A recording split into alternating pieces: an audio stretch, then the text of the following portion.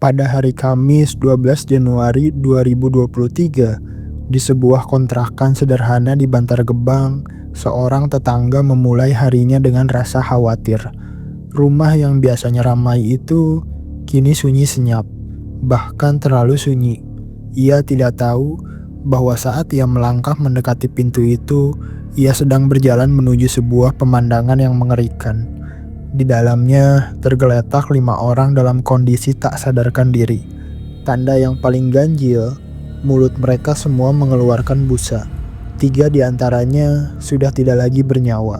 Awalnya, polisi menduga ini hanyalah sebuah kasus keracunan makanan biasa. Sebuah tragedi keluarga yang malang. Tidak ada tanda kekerasan. Sebuah jawaban yang sederhana untuk sebuah pemandangan yang rumit. Namun, saat para penyelidik mulai bekerja, mereka menemukan suatu kejanggalan. Satu kepingan puzzle yang tidak cocok. Suami dari salah satu korban, seorang pria bernama Wawon Erawan, tidak ada di lokasi. Ia menghilang. Teka-teki pertama baru saja dimulai.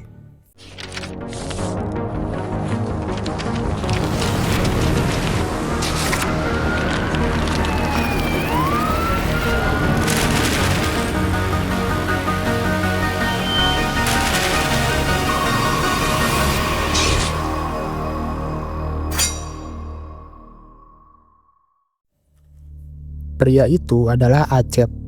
Didorong oleh firasat buruk, ia mendekati rumah kontrakan yang sunyi itu. Ia mengetuk, tidak ada jawaban, ia memanggil, hanya keheningan yang membalas.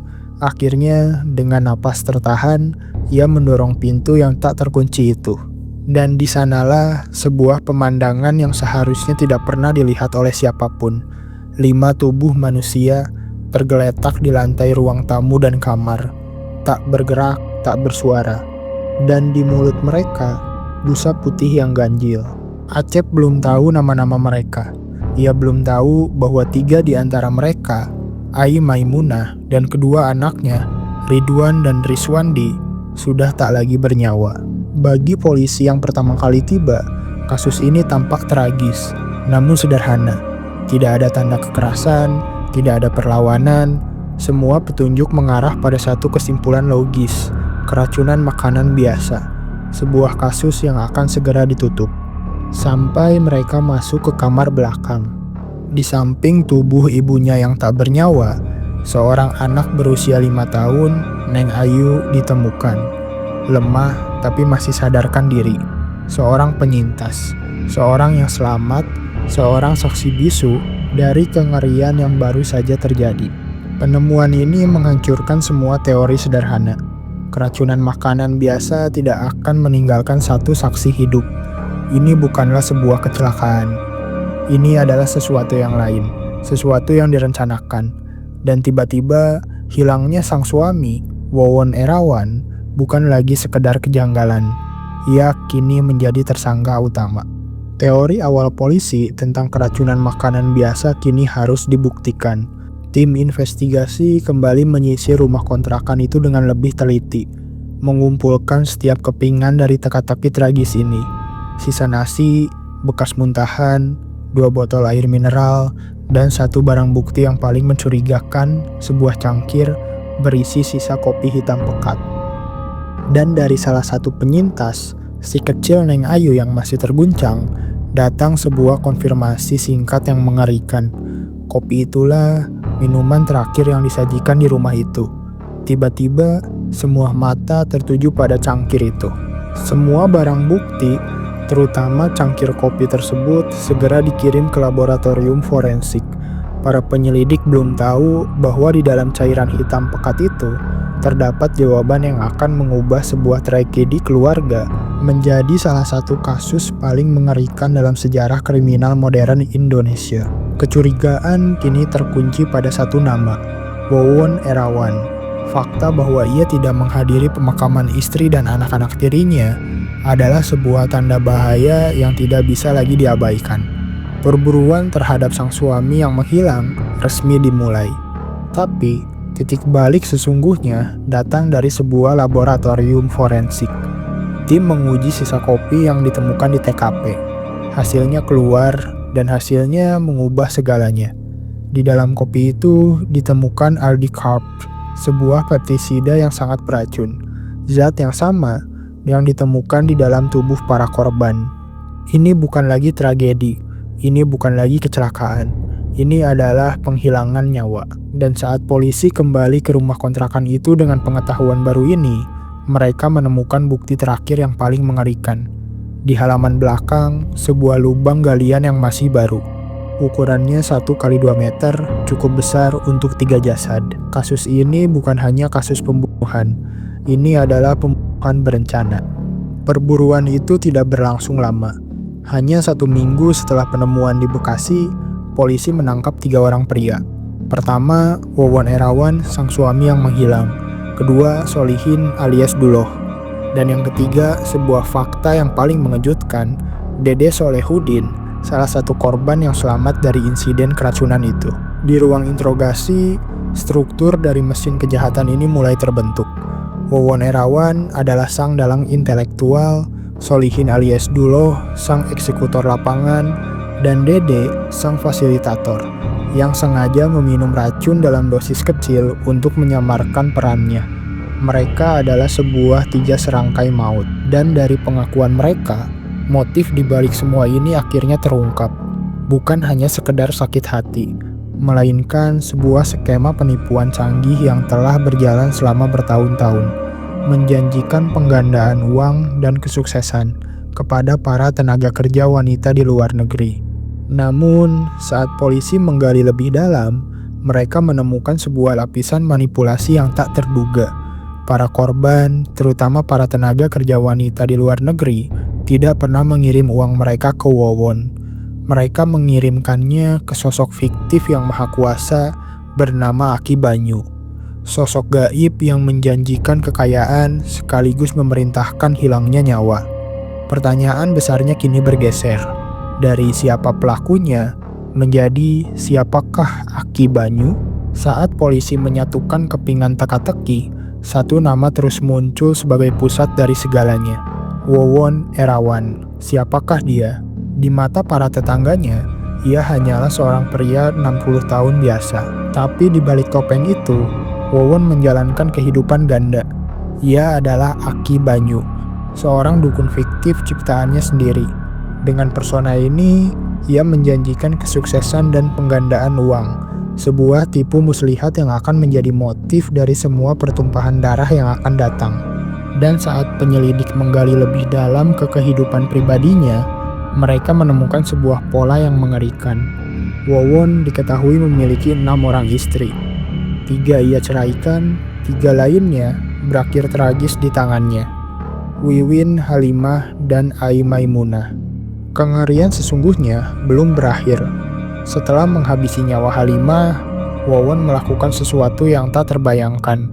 Ia menikahi putri kandung Halimah, yaitu Ai Maimunah, yang tak lain adalah anak tirinya sendiri. Saat polisi membongkar kasus ini, mereka menyadari satu hal. Senjata paling mematikan milik Wawon bukanlah racun, melainkan pikiran. Di balik topengnya sebagai pekerja biasa, ia adalah seorang dalang, seorang manipulator yang ulung.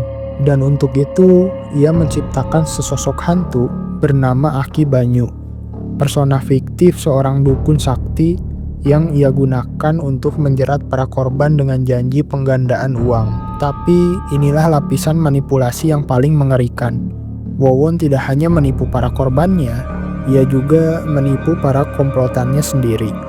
Melalui telepon, Wawon akan mengubah suaranya, menyamar sebagai Aki Banyu, dan memberi perintah untuk menghabisi nyawa. Duloh dan Dede tidak pernah tahu bahwa sosok gaib yang mereka takuti dan patuhi adalah rekan mereka sendiri. Mereka menjalankan perintah dari hantu yang diciptakan oleh Wawon. Lalu bagaimana sosok gaib ini merekrut pengikut pertamanya? Bukan dengan keajaiban, tetapi dengan trik sulap murahan. Ia akan menggandakan uang Rp1.000 menjadi Rp10.000 di dalam amplop. Sebuah trik sederhana yang menjadi tiket bagi para korban untuk menyetorkan ratusan juta rupiah. Dan tanpa mereka sadari, menjadi pintu gerbang menuju akhir tragis mereka. Jika Wawon adalah otaknya, maka Solihin alias Duloh adalah tangannya. Pria berusia 63 tahun ini adalah eksekutor utama komplotan tersebut. Dari 9 nyawa yang hilang, 8 diantaranya berakhir di tangannya. Dari meracuni keluarga di Bekasi, hingga menghabisi dan mengubur para korban lainnya di lubang-lubang gelap di Cianjur. Wawon sendiri berusaha mencuci tangan dari semua pertumpahan darah. Dalam pengakuannya, ia berkata, "Yang meninggal di tangan saya nggak ada. Aku nyuruh doang. Semua di tangan Pak Solihin saja." Tetapi inilah ironi terbesar dari semuanya.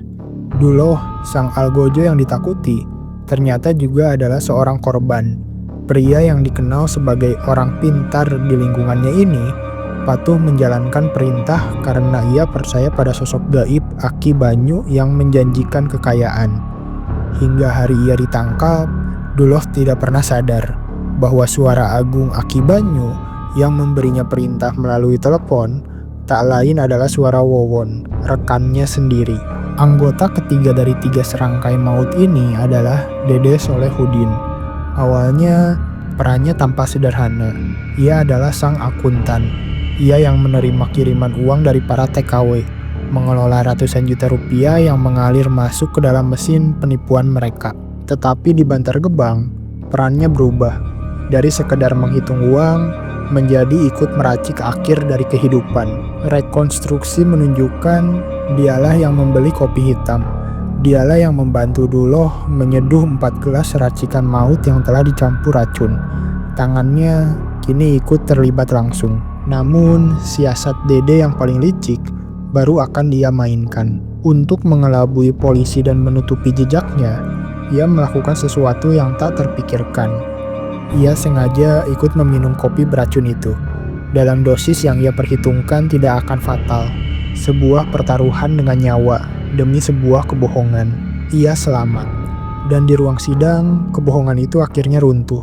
Dede akhirnya mengakui segalanya. Pengakuannya menjadi kunci yang membuktikan adanya perencanaan di balik insiden di Bekasi. Dengan lantang ia berkata, "Saya tahu, kopi itu dikasih racun." Saat polisi membongkar jaringan ini, mereka tidak menemukan serangkaian kejahatan acak. Mereka menemukan sebuah mesin yang telah beroperasi dalam senyap selama 7 tahun. Dari 2016 hingga 2023, 9 nyawa hilang di 3 lokasi berbeda. Modus operandinya selalu sama. Sebuah sistem 2 jalur yang kejam, yang dirancang dan dikendalikan oleh Wawon Erawan. Jalur pertama, yaitu penipuan. Ini adalah mesin uang mereka. Menggunakan persona fiktif Aki Banyu, Wawon menjerat para tenaga kerja wanita di luar negeri dengan janji penggandaan uang. Ratusan juta rupiah mengalir masuk dari para korban yang putus asa. Jalur kedua yaitu eliminasi. Ini adalah tombol hening mereka. Saat seorang korban menjadi liabilitas, misalnya saat mereka mulai menagih janji kekayaan atau mengetahui terlalu banyak, perintah akan turun dari Aki Banyu. Nasib mereka akan berakhir seperti Siti Fatimah yang didorong ke laut lepas, atau seperti Farida yang diberi racun lalu dikubur di sebuah lubang dangkal di Cianjur. Mesin kejahatan Wawon ditenagai oleh keputusasaan. Target utamanya yaitu para tenaga kerja wanita di luar negeri, jauh dari keluarga dengan impian untuk sukses. Mereka adalah mangsa yang sempurna. Dengan persona Aki Banyu, Wawon menjerat setidaknya 11 TKW, menguras ratusan juta rupiah dari hasil kerja keras mereka. Selama bertahun-tahun, uang terus mengalir. Korban seperti Aslem kehilangan 288 juta, serta Hana 75 juta. Tetapi ketika para korban ini menagih janji, mereka tidak mendapatkan kekayaan. Mereka mendapatkan ancaman. Melalui telepon, suara Aki Banyu yang tadinya berwibawa berubah menjadi dingin. "Jangan banyak bicara atau nanti akan celaka." Itu adalah peringatan pertama. Bagi mereka yang tidak bisa lagi dibungkam, Wawon punya solusi yang lebih permanen.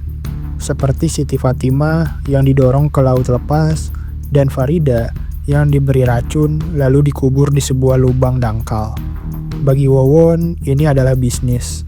dan seorang saksi adalah liabilitas yang harus dieliminasi. Rangkaian penghilangan nyawa ini dimulai jauh sebelum insiden di Bekasi. Ia dimulai pada tahun 2016 dengan korban pertama yang paling ironis, Halimah, istri kelima Wawon, sekaligus ibu kandung dari Ai Maimunah, wanita yang kelak akan dinikahi Wawon setelah nyawa ibunya dihabisi. Akhir hidupnya tidak datang dengan cepat. Selama sebulan penuh, Halimah menderita sakit parah yang misterius. Tubuhnya perlahan-lahan dirusak dari dalam oleh racun yang diberikan oleh Duloh. Namun, sebelum ia berpulang, ia sempat meninggalkan sebuah petunjuk, sebuah bisikan terakhir yang putus asa kepada adiknya. Si Wawon menitega, diganggayong kieu, atau yang berarti si Wawon sangat tega. Aku diperlakukan seperti ini. Sebuah pesan terakhir yang saat itu tidak dimengerti. Namun bertahun-tahun kemudian akan menjadi sebuah kesaksian dari kubur. Halimah dimakamkan secara layak.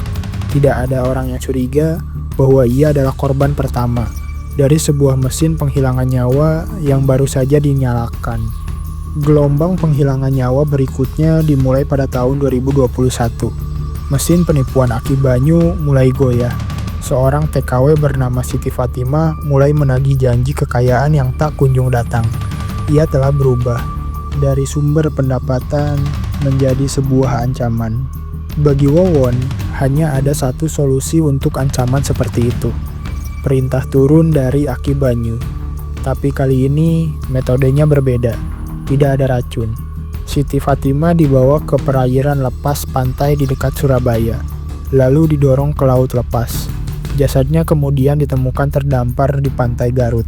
Dan dalam putaran takdir yang paling kejam, yang menjadi eksekutor dalam penghilangan nyawa Siti bukanlah Duloh, melainkan Noneng Suryati, ibu mertua dari Wawon sendiri. Sebuah bukti betapa dalamnya manipulasi Wawon telah merusak dan mempersenjatai keluarganya sendiri. Setelah Siti dieliminasi pada tahun 2021, mesin penghilang nyawa Wawon mengalihkan targetnya kepada keluarga terdekat. Korban berikutnya istri pertamanya yaitu Wiwin Winarti, serta ibu mertuanya Noneng Suryati. Dan disinilah ironi paling kejam dari kasus ini terungkap. Noneng, ibu mertua yang baru saja menjalankan perintah Wawon itu untuk menghabisi nyawa Siti Fatimah, kini menjadi target selanjutnya. Nyawa Noneng dihabisi oleh Duloh. Nasib yang sama menimpa Wiwin yang pertama diberi racun sebelum akhirnya nyawanya juga dihabisi. Tangan yang pernah menjadi alat bagi Wawon kini ikut dieliminasi. Motifnya bukan lagi soal menutupi penipuan. Kali ini murni dendam pribadi. Wawon merasa dihianati saat Wiwin yang baru pulang dari Malaysia mengabaikannya. Dalam pengakuannya ia berkata, "Aku dicuekin, ya aku merasa dendam." Sebuah dendam yang berakhir dengan cara yang paling mengerikan. Setelah nyawa mereka dihabisi, jasad ibu dan anak itu, Noneng dan Wiwin, dikuburkan bersama-sama di dalam satu lubang yang sama di Cianjur. Sebuah akhir yang tragis bagi sebuah keluarga yang telah dihancurkan dari dalam. Masih di tahun 2021, mesin penghilang nyawa ini menelan korban berikutnya. Namanya adalah Farida, seorang TKW lain yang berani menagih janji Aki Banyu. Seperti yang lainnya, ia dianggap sebagai liabilitas yang harus dimusnahkan. Ia diberi racun, lalu dikubur di sebuah lubang di Cianjur. Bagi komplotan ini, itu hanyalah bisnis. Tapi pada tahun 2022, kejahatan Wawon melampaui logika bisnis.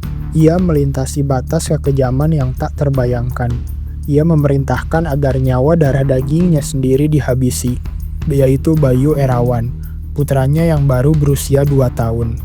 Atas perintah ayahnya, bocah tak berdosa itu nyawanya dihabisi oleh Duloh, lalu dikubur di sebuah lubang dangkal di samping rumah mereka. Saat ditanya bagaimana ia bisa melakukan tindakan sekeji itu, jawaban Duloh sederhana, dingin, dan mengerikan. Ia hanya menunjuk pada sang dalang. Selama 7 tahun, Wawon berhasil menutupi jejak 6 penghilangan nyawa. Tapi jaring kebohongannya mulai terkoyak dari dalam. Pemicunya bukan karena rahasianya terbongkar, melainkan karena sakit hati yang sepele. Ia merasa tidak dihargai karena istrinya, Ai Maimunah, tidak menjenguknya saat sakit. Ia juga merasa terganggu karena Ai dan kedua anaknya terus meminta uang.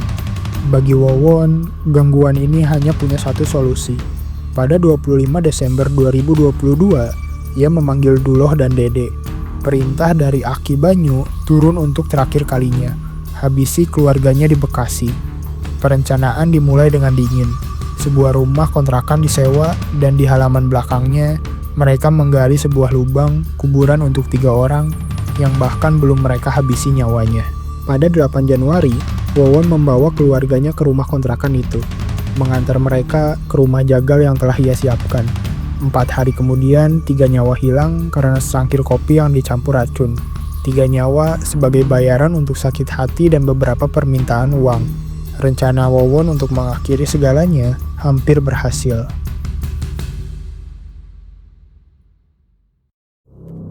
Kasus ini kini berdiri di atas 3 pilar bukti yang tak terbantahkan. Pertama, racun di dalam kopi. Kedua, lubang kuburan yang telah disiapkan. Dan yang ketiga, penangkapan Wowon Erawan dan para komplotannya. Bagi para penyelidik, mereka mengira telah memecahkan sebuah kasus penghilangan nyawa 3 orang. Mereka tidak tahu bahwa mereka baru saja menangkap sosok monster. Pengakuan pertama datang dari Wowon. Dan pengakuan itu membuka sebuah kotak Pandora neraka. Ia mengungkapkan bahwa insiden di Bekasi hanyalah babak terakhir, bahwa ia adalah seorang pelaku kejahatan berantai, bahwa korbannya bukanlah 3, melainkan 9, dan bahwa di sekitar rumahnya di Cianjur tersembunyi kuburan-kuburan lain yang menunggu untuk ditemukan.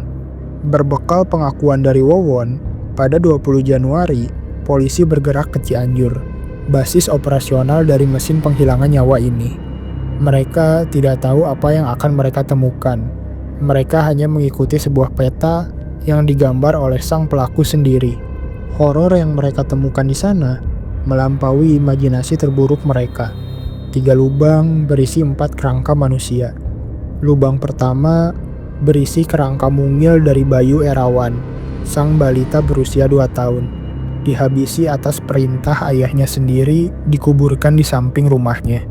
Lubang kedua berisi 2 kerangka, ditumpuk menjadi 1, ibu dan anak, Noneng dan Wiwin yang nasibnya berakhir bersama dalam kegelapan. Dan lubang ketiga berisi kerangka Farida, sang TKW yang berani menagih janji. Dengan berbekal penemuan ini, jaring-jaring maut Wowon akhirnya terungkap seluruhnya. Sebuah jejak kelam yang membentang selama 7 tahun, melintasi 3 kota, dan merenggut total 9 nyawa. Kotak Pandora itu kini telah terbuka sepenuhnya. Di ruang sidang, Wowon Erawan mencoba memainkan peran terakhirnya, peran sebagai seorang pria yang menyesal. Di hadapan hakim, ia memasang topeng penyesalan. "Saya menyesal, sekarang saya mau tobat. Apapun hukumannya saya terima." Tapi di saat yang sama, ia dengan dingin mengalihkan semua tanggung jawab atas hilangnya nyawa kepada rekannya Solihin alias Duloh. Ia mengklaim dirinya hanyalah seorang komandan. "Yang meninggal di tangan saya nggak ada. Aku nyuruh doang. Semua di tangan Pak Solihin saja." Sementara Duloh, sang eksekutor yang tangannya telah mengakhiri 8 nyawa, justru memilih jalan lain. Ia terus-menerus mengelak dan berbohong di hadapan hakim. Perilakunya yang tidak kooperatif akhirnya memancing murka majelis hakim. Di hadapan pengadilan, jaksa penuntut umum menyuarakan kemarahan publik. Dengan dakwaan pembunuhan berencana, jaksa menuntut keadilan tertinggi bagi 9 nyawa yang telah hilang. Tuntutannya hanya 1, hukuman mati bagi Wowon, Duloh, dan Dedek. Namun pada 1 November 2023, lalu hakim berkata lain. Majelis hakim menjatuhkan vonis penjara seumur hidup. Sebuah putusan yang lebih ringan dengan mempertimbangkan faktor penyesalan para terdakwa. Tuntutan mati ditolak. Jaksa mengajukan banding, sebuah upaya terakhir. Tapi pada 22 Desember 2023, Pengadilan Tinggi menguatkan vonis seumur hidup. Putusan itu bersifat final. Bagi Wowon, Duloh, dan Dede, sisa hidup mereka akan dihabiskan di balik jeruji besi. Babak hukum telah berakhir. Setelah semua hal ini terungkap, satu pertanyaan besar menggantung. Bagaimana kejahatan sebesar ini bisa terjadi? Jawabannya menurut para ahli terletak pada 3 pilar: ekonomi, pribadi, dan sosial. Wawon Erawan adalah seorang predator yang berdiri di atas ketiga pilar itu. Ia mengeksploitasi kerentanan ekonomi para pekerja migran. Ia memanipulasi dendam di dalam keluarganya sendiri. Dan yang terpenting, ia menyalahgunakan kepercayaan pada hal-hal gaib dengan menciptakan persona Aki Banyu. Tetapi di balik semua analisis, yang tersisa adalah luka yang nyata. Luka bagi para keluarga yang kehilangan orang yang mereka cintai. Dan luka bagi para penyintas yang selamat, seperti si kecil Neng Ayu, yang kini harus tumbuh besar tanpa pernah benar-benar tahu betapa gelap takdir yang menimpa keluarganya. Kisah Wawon Aki adalah sebuah cermin gelap bagi kita semua. Sebuah pengingat yang mengerikan bahwa di balik janji-janji manis kesuksesan instan, terkadang tersembunyi niat paling jahat yang bisa dibayangkan oleh manusia.